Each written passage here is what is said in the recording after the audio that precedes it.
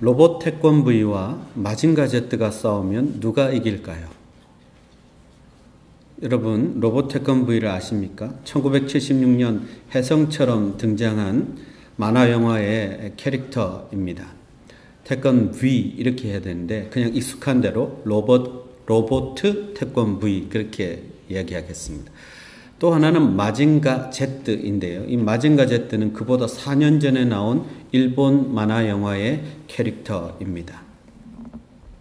아이들의 호기심 어린 질문 같지만 사실은 이 제목은 지난 주간 여러 언론들이 다루었던 일로 인해서 생겨난 특집 기사의 제목이기도 합니다. 로봇 태권브이에 대한 재판이 있었습니다.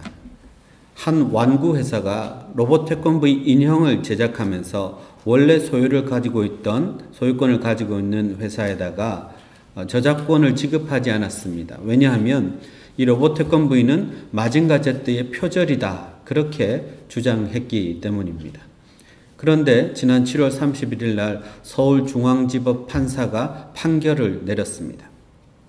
로봇 태권브이는 마징가 제트와는 완전히 다른 독립 창작물이다 이런 판결을 내렸습니다. 이때부터 언론들이 이 관련 기사를 다루기 시작했는데요. 그 중에 하나가 로봇 태권브이와 마징가 제트가 싸우면 누가 이길까요? 라는 기사였습니다. 그래서 이것을 과학자들에게 의뢰를 해서 그 영화에 나오는 두 캐릭터의 무기를 다 분석하고 그리고 구조를 다 분석한 다음에 누가 이길까? 그들이 내린 결론은 로봇 태권브이가 이긴다는 것입니다. 국산이 좋아서 그런 것은 아닙니다. 원래 이 두 캐릭터를 비교해 보면 마징가 제트는 18m 정도 되고요. 로봇 태권브이는 52m입니다. 그러니까 싸움이 안 되는 거죠. 조건을 비슷하게 맞춰놓고 서로 비교하고 무기를 분석해 봐도 로봇 태권브이가 이기는 비결이 있습니다. 그게 뭐냐 하면 두 로봇은 조종하는 방법이 다른데요. 마징가 제트는 소형 비행기를 타고 와서 그 머릿속에 딱 들어가서 주인공이 스틱으로 마징가 제트를 조종합니다. 그런데 태권브이는 주인공 훈이가 그 가슴 속으로 딱 들어가서는 로봇과 주인공이 일체가 되어서 생각만 해도 훈이가 취하는 태권 동작을 로봇 태권브이가 다 취하게 되어 있습니다. 그러니까 스틱으로 조종하는 것과 생각만 하면 움직이는 로봇의 운동신경을 다 계산을 해보니까 1초 정도 로봇 태권브이가 빠르다는 것입니다. 그래서 로봇 태권브이가 이긴다. 과학자들이 내린 결론입니다. 저만 재밌는지 모르겠는데 생각해 보십시오. 과학자들이 그거 연구하고 있고요. 판사가 그거 보고 또 연구해서 이 결론을 내린 것입니다. 그런데 제가 왜 이 이야기를 드리냐면 이 로봇 태권브이는요. 훈이가 그 속에 들어가서 일체가 되지 않으면 그냥 고철 덩어리에 불과합니다. 아무짝에도 못 쓰는 거예요. 우리가 지난주부터 살펴본 언약궤도 마찬가지입니다. 언약궤에 하나님의 임재가 있고 하나님의 영광이 함께하지 않으면 그것은 그냥 나무 궤짝에 불과한 것입니다. 그것은 그리스도인인 우리들도 마찬가지입니다. 하나님의 임재가 있고 하나님의 영광이 함께하지 않으면 어떤 그리스도인도 소위 말하는 시체에 다름없습니다. 아무 능력도 발휘할 수 없는 것입니다. 이스라엘 백성들은 이 사실을 잘 깨닫지 못했습니다. 그래서 언약궤를 그저 자기들의 전쟁에 이용만 하려고 했다가 보기 좋게 패하고 말았죠. 이 패배는 심각했습니다. 왜냐하면 전쟁에 져서 사람들이 죽은 것뿐만 아니라 그 언약궤를 블레셋에게 빼앗겨 버리고 말았어요. 이제 그 언약궤는 블레셋 한가운데 가 있는 것입니다. 그러면 모든 것이 끝난 것이죠. 완전히 패배한 것 같습니다. 그러나 그렇지 않습니다. 이때부터 하나님이 역사하기 시작하십니다. 우리가 생각하는 실패가 하나님의 실패가 아닙니다. 우리가 생각하는 패배는 하나님의 패배가 결코 아닙니다. 하나님이 역사하기 시작하시면, 하나님이 도우시기 시작하시면 하나님께서 이루신 승리를 우리에게 가져다 주십니다. 오늘은 그 이야기를 성경이 우리에게 들려주고 있습니다. 블레셋 진영의 이 언약궤가 도착했습니다. 이 사람들은, 이 블레셋 사람들은요, 언약궤를 자기들이 믿는 다곤 신당, 그 신상 바로 옆에 가져다 두었습니다. 그 의미는 뭐냐면, 고대 사람들은 전쟁에서 이긴 것은 그쪽 신보다 우리 신이 강해서 이긴 것이다, 이런 의식이 있었습니다. 그러니까 이제 다곤 신상이 승리했으니까 여호와의 신은 그 옆에 포로로 잡혀 있는 것입니다. 그렇게 언약궤를 갖다 놓았습니다. 두 번째 이유가 또 있습니다. 많으면 많을수록 좋다는 생각이 그들에게 있었습니다. 이제 그 능력 있는 여호와의 신이 옆에 왔으니까 다곤 신과 함께 자기들을 지켜줄 것이라는 그런 마음도 여기에 담겨 있었던 것입니다. 여러분, 생각이 참 어리석습니다. 우상을 섬기는 사람들이 생각이 이렇게 어리석습니다. 이것은 정말 잘못된 신관입니다. 가끔 그런 사람 보죠. 하나님도 믿고 또 성모 마리아도 믿고 그리고 절에도 가고, 좋은 게 좋은 거 아니냐, 셋 중에 누구라도 나를 도와주지 않겠느냐, 이런 생각을 하는 사람들이 있습니다. 가끔 보면 교회도 나오고 성당도 가고 절에도 가는 사람들이 있죠. 세례명도 있고 법명도 있습니다. 교회 직분도 있습니다. 정치인들이 그런 분들이 참 많이 있어요. 그런데 하나님은 결코 그런 분들을 기뻐하지 않습니다. 어떻게 하나님과 우상을 동시에 섬길 수 있습니까? 어쨌든 블레셋은 다곤 신 옆에다가 여호와의 언약궤를 가져다 주었습니다. 어떻게 됐을까요? 그 다음 날이 되니까 다곤 신상이 땅에 탁 엎드려져 있습니다. 아마도 코도 깨지고 이마에도 금이 갔을 거예요. 그 신상이 무너져 있습니다. 그래서 블레셋 사람들이 깜짝 놀라가지고 다시 일으켜 세웁니다. 여러분, 이게 우습지 않습니까? 우상이 인간의 도움을 받아야 설 수 있습니다. 우상은 근본적으로 인간의 도움을 받는 존재입니다. 근데 왜 어리석게 그 우상을 섬길까요? 자기 스스로 말을 할 줄을 압니까? 아니면 옮겨 다닐 수가 있습니까? 무슨 능력이 있다고 그 우상을 섬기냐는 말입니다. 블레셋 사람들이 하루 더 있으면 뭔가 좋은 일이 있겠지 하고 또 뒀습니다. 근데 그 다음 날은 어떻게 됐어요? 다시 이 신상이 꼬꾸라졌는데 그냥 꼬꾸라진 게 아니라 목도 잘려나가고 팔다리가 다 잘려나갔습니다.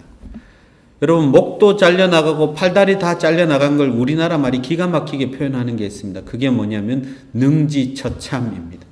이 다곤 신상이 능지처참을 당했어요. 머리가 잘려나간 것은 이 머리가 사고할 수 있는 아무 능력이 없다는 것을 이야기하는 것입니다. 손발이 다 잘려나간 것은 손발로 할 수 있는 일이 아무것도 없다는 것입니다. 이게 우상입니다. 이게 우상의 모습입니다. 블레셋 사람들이 기대했던 것은 보기 좋게 다곤 신상 옆에서 언약궤가 쭈그러들거나 완전 증발해지거나 박살나는 것이었는데 정반대가 되었습니다. 그렇다면 우리 같으면 보다 더 센 신이 이제 생겼으니까 여호와의 신을 믿고 다곤 신상을 버리면 되는 거 아닙니까?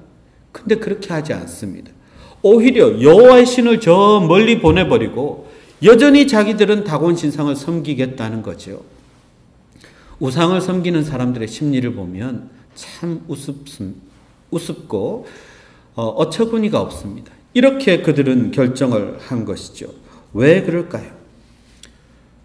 원래 우상을 섬길 때 두려움 때문에 우상을 섬깁니다. 그래서 자기보다 더 두려운 존재를 만들어 놓고 신으로 섬기는 거예요. 근데 이 신을 버려야 되는데도 못 버리는 이유는 혹시라도 해코지할까 봐 두려운 것입니다. 그래서 아닌 줄 알면서도 계속 섬겨요.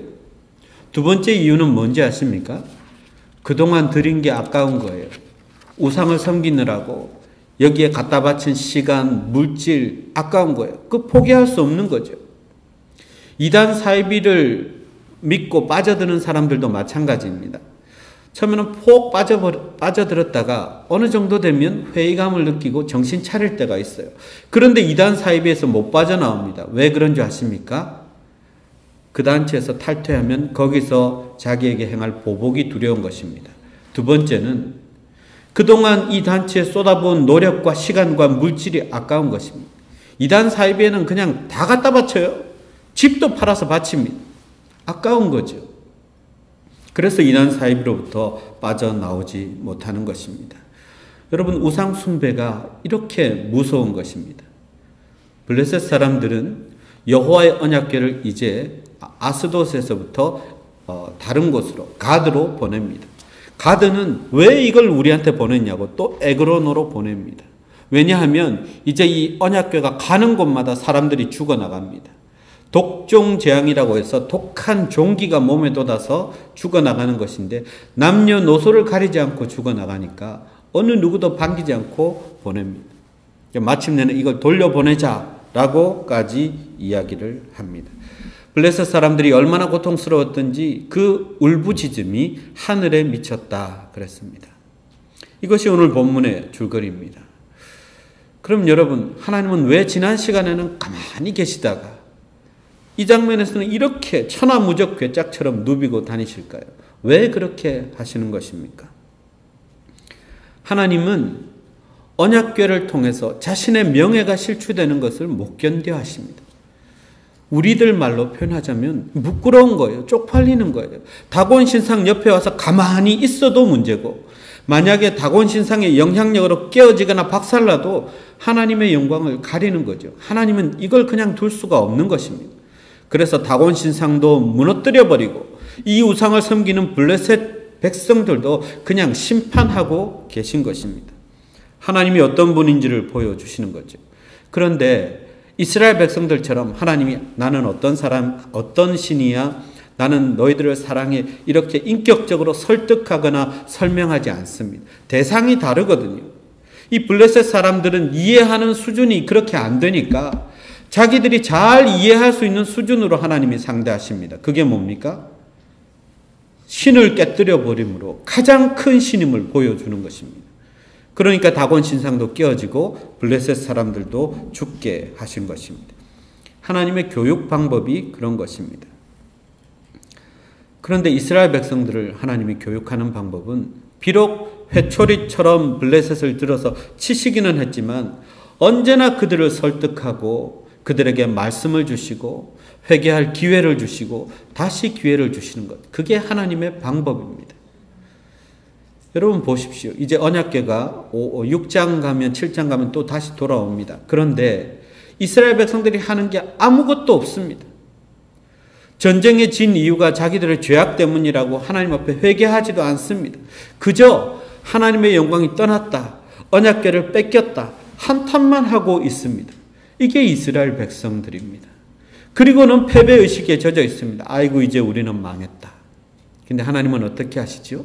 본인이 직접 언약궤를 찾아오실 뿐만 아니라 직접 하나님의 영광을 드러내시고 자신의 영광이 저 이방 백성들에 의해서 땅에 떨어지지 않도록, 그 명예가 상하지 않도록 하나님께서 놀라운 능력으로 자신을 드러내시고 보여주시는 것입니다. 이게 하나님의 모습입니다. 우리가 믿는 하나님은 그런 분입니다.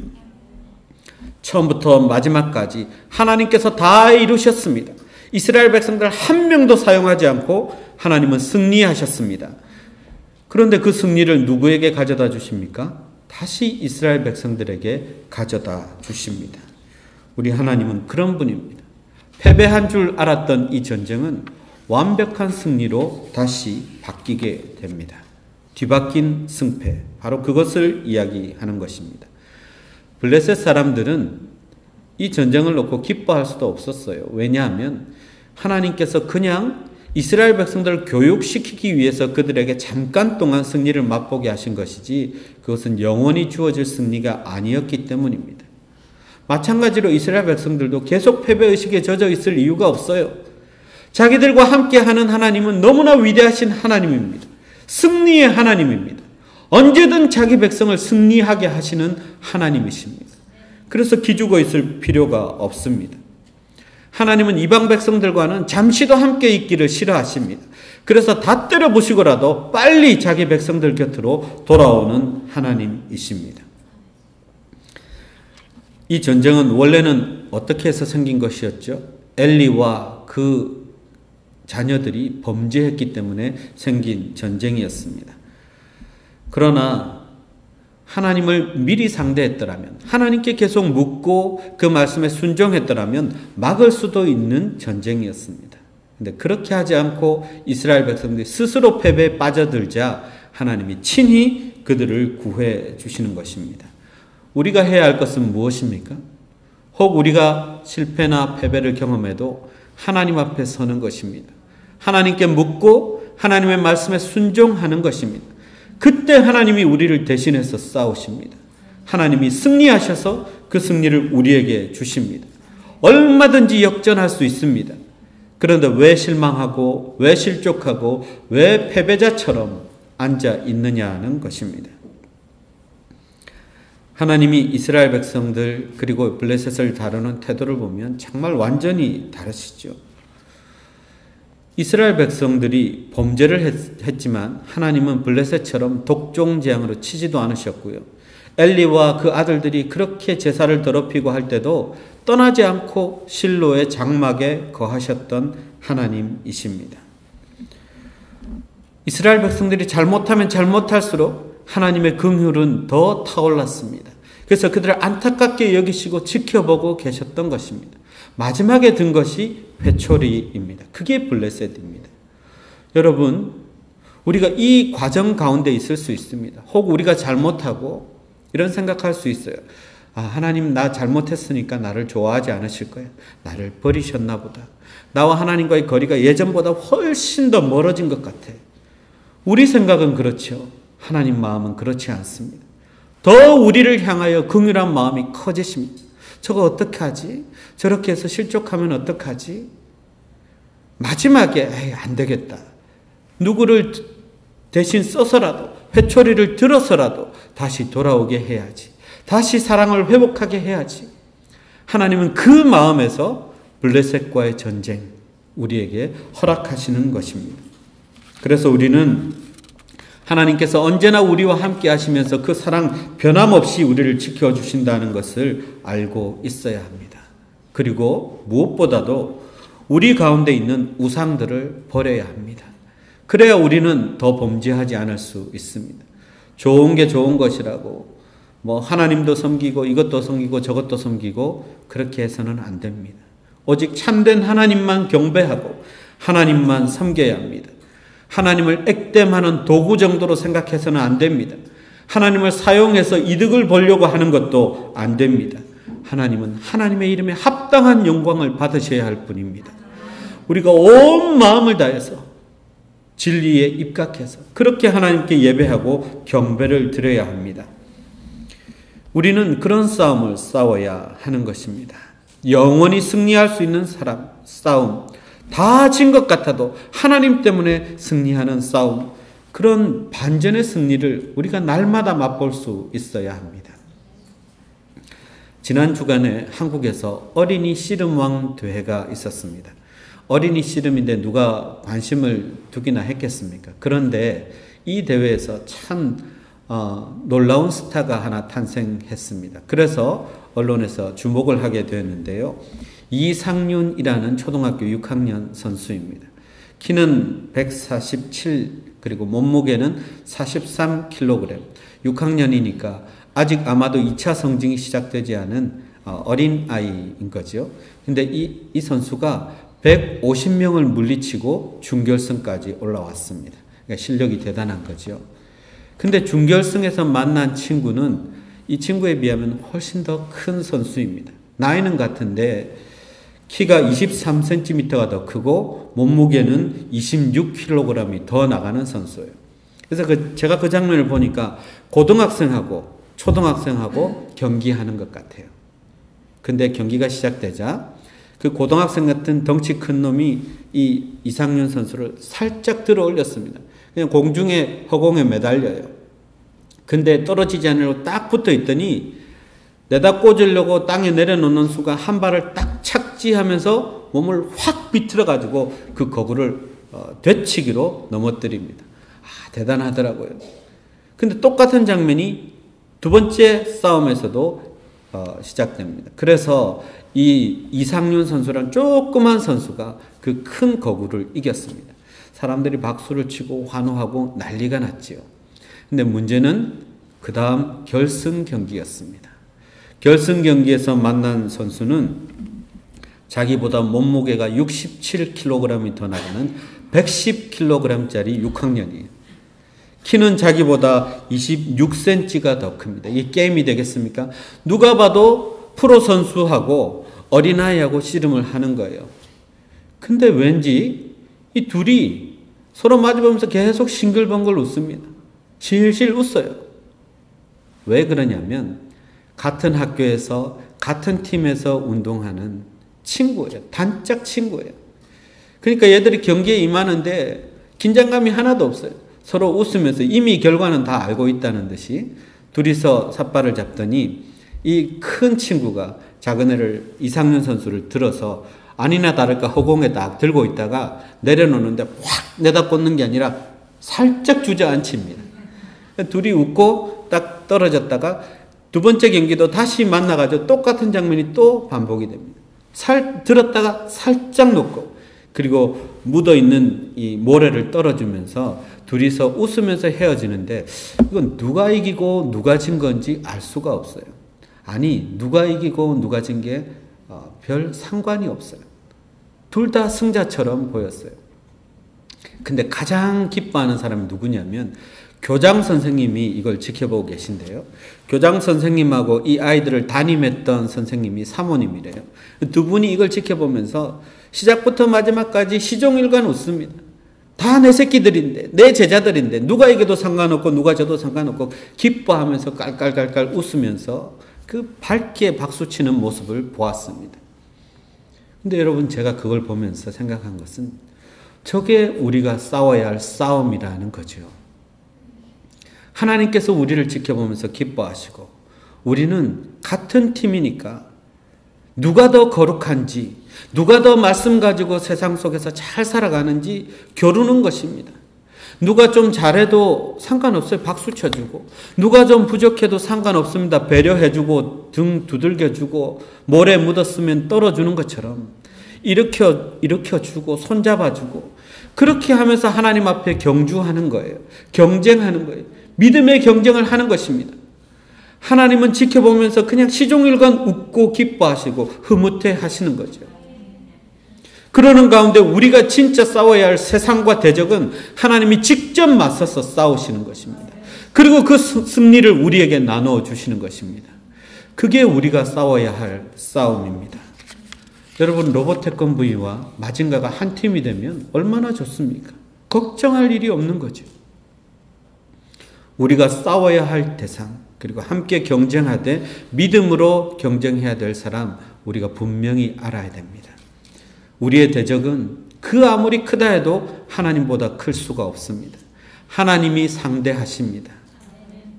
그리고 우리가 함께 믿음의 경주를 해야 될 사람들은 옆에서 함께 믿음 생활하면서 같이 말씀 나누고 그리고 땀 흘리며 봉사하고 섬기며 누가 더 거룩한가 경쟁하는 주변에 있는 성도들입니다. 여러분 이것을 잊지 마십시오. 우리가 이 거룩한 싸움을 싸울 때 어떤 실패도 성공으로 어떤 패배도 승리로 하나님께서 바꾸어 주실 것입니다. 기도하겠습니다.